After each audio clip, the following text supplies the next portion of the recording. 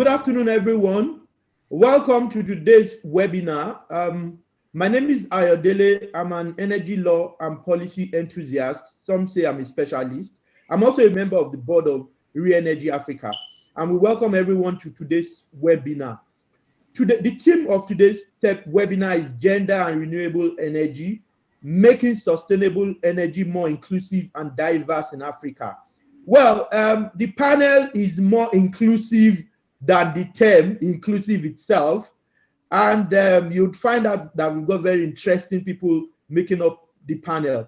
Now, according to research, renewable energy employs about 32% of its force being women, unlike what we have in the energy sector generally, which is 10% lower. So building on that background, there are opportunities to have more inclusiveness and to be more diverse in the business opportunities, in the employment space around renewable energy in Africa.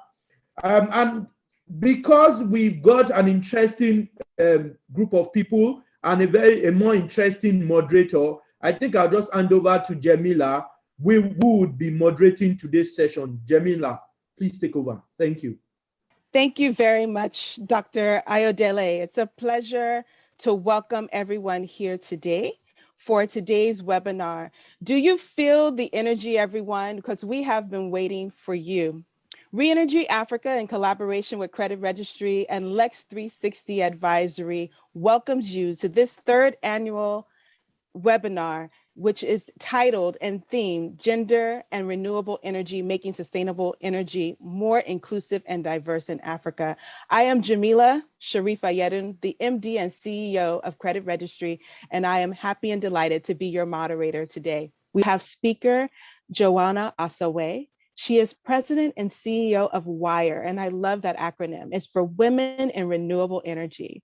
Joanna attended Western University studying languages, graduating with the honors BA, and Gianna has worked or works at ABB in the position of business development manager. Gianna uses her language skills to focus on and has a 15-year career at leading renewable energy sector companies in Canada and the United States. Most recently, Joanna has been appointed to the Federal Sustainable Development Advisory Council, led by the Minister of Environment and Climate Change. Thank you very much to all of you. It's a delight and a pleasure to be with all of your distinguished guests. I'm really proud to talk to you a little bit about what Women in Renewable is. Our mission and vision is really simple. It's to advance the role and recognition of women in the energy sector. When I started WIRE, which I call my daughter, as I don't have children, she's now 9 years old, and I'm very proud of her and see how grown up she's become. I'm very passionate about this organization because it has helped me progress in my career. We have an amazing leadership team, that we have a great board of directors that is extremely represented, whether it's BIPOC, LGBTQ. We really want to make sure that we're engaging leadership in an advisory committee that we can stand and really be proud of. So again, I'm very proud of our leadership team. We have chapters in all of Canada. When I started WIRE, it was back in 2012, and we launched it in 2013. It was in my humble backyard of downtown Toronto, Canada. We are now in every single province in Canada, including the territories, and we have expanded internationally. We are now in WIRE Turkey, Georgia, Azerbaijan, Jordan, UAE, and we are currently working with High Commissioner Chris Cooter in regards to WIRE Africa, as well as Her Excellency Barbara Buglieschi from WIRE Italy. So we continue to grow our presence where we are welcome. We, of course, some of our programs include, and I'm very proud of our awards program, because again, we need to highlight and focus on women that really make a difference. So some of our awards, we have Women of Hydro, Women of Wind, Women of Solar, Women of the Year Award. And for a third year in a row, we are working with NRCan, Natural Resources Canada, IEA, and C3E into an international and individual award, which was presented last year at the G20, where Dr. Ibilola Amau from Lonadec was provided the award. Right now, we're also working on an Indigenous Leadership Award, because again, we need to make sure that we are really focusing and highlighting women that are in underrepresented communities. We provide conferences. As a matter of fact, we just had a conference on hydrogen, which again, everyone's talking about the emerging technologies. It's very important to continue to understand what the energy sector is, because it is a very complicated sector, as we all know. WIRE also provides field trips. Of course, with the pandemic, we have had to go on virtual field trips. So we just recently had a biogas facility virtual field trip, which was extremely educational. And the reason that we have field trips is because most people do not understand what the difference is between a distribution line or a transmission line. Also, people most of the time don't think about, when they're flipping the switch, about the reliability, the safety, and the performance on the grid. So I think that those are very valuable and educational platforms for people to come and join us.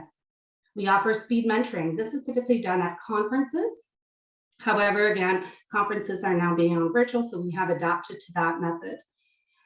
With speed interviewing, it's a little bit different. We work with major corporations that will give me a job description, and we will send up to 20 candidates, and they will be actually interviewed and shortlisted. Between speed mentoring and speed interviewing, more than 1,000 people have entered into our energy segment. So again, I'm really, really proud of that.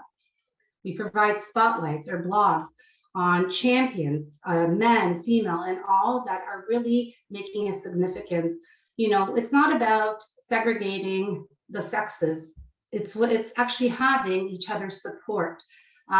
You know, when I first started WIRE, I had a lot of hostile and derogatory comments made to me. And as progressive as Canada was back in 2012, those comments were still made by my colleagues.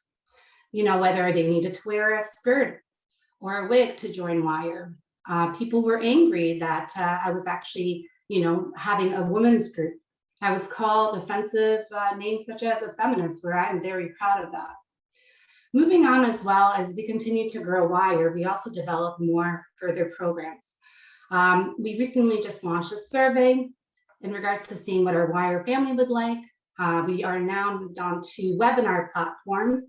Again, hopefully someday soon we'll be able to, you know, come and meet in person. However, you know, to Dr. Coker's comment, I think that the webinar, the virtual world, has really brought us closer. We provide workshops.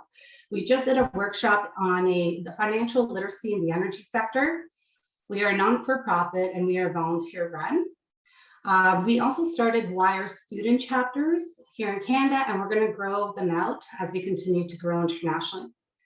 Although we are international, we are very sensitive to the fact that the programs that may be applicable here in Canada may not be applicable in different demographics. So we work very hard with the chapter leads in the respective countries to ensure that the right programs are coming to life. We of course have amazing partners. I partner with a lot of people.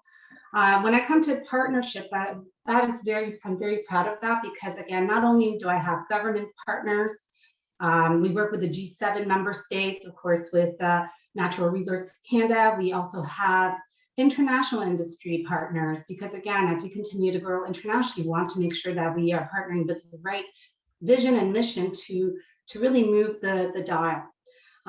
Here in Canada, we have, my goodness, so many industry partners, but again, the way I partner has to be a win-win. If it's a win for one industry and a loss for the other, then it's a loss for the community. So again, I love partnerships, and of course, you know, hats off to our sponsors, because definitely being a non-for-profit, we certainly need to keep the lights on.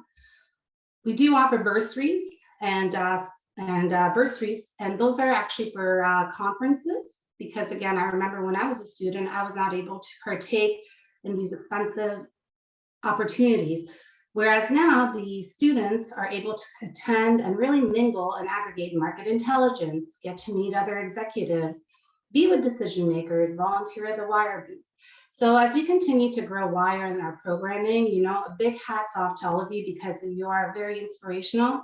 And I really would love to, you know, continue this conversation. I applaud each and every one of you. Thank you.